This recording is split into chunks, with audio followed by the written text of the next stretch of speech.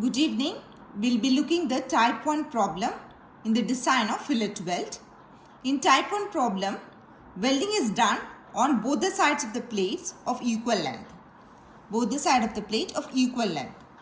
So the question is here is, two plates of 60 by 10 mm and 100 by 10 mm is connected with lap joint as shown in the figure. To mobilize the tensile strength of the plate using fillet welding in workshop. Determine the longitudinal length of the fillet weld. So there are two plates, first plate and second plate. And one is placed on the top of the other. So it is a lap joint.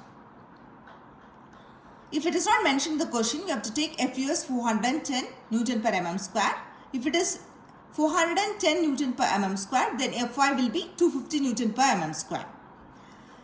To solve the problem, we have to consider the smaller plate. Why so? Because welding has to be done on the smaller plate. Hence, we have to take the smaller plate. So, smaller plate is, out of these two, 60 by 10 is the smallest one.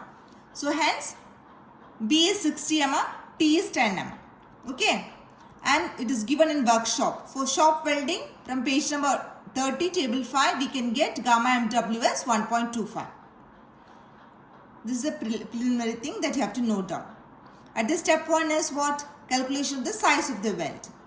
Minimum size of the weld, this is obtained from table 21, page number 78. If you see table 21, page number 78, you have this minimum size. So for 10 mm plate, it is 5. Okay. It is also mentioned in clause 10.5.2.3, the size of the fillet weld shall not be less than 3 mm. So you have to obtain something above 3 mm. And here we are obtaining it as 5 mm.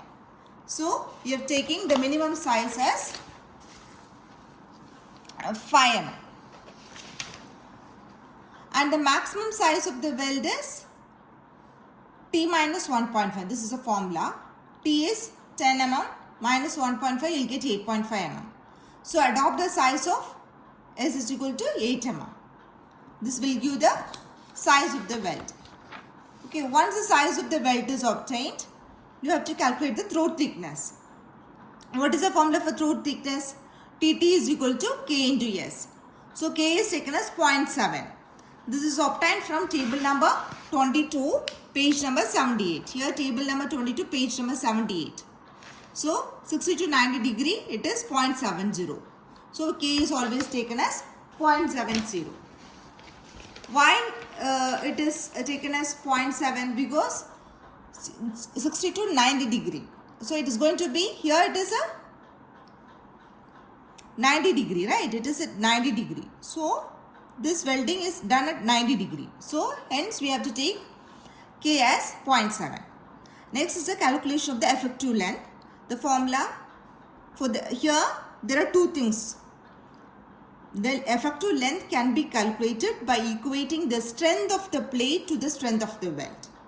So design strength of the plate is given by the formula TDG is equal to AG Fy by gamma m naught. This can be obtained directly from the code book. Page number 32. TDG is equal to AG Fy by gamma m naught.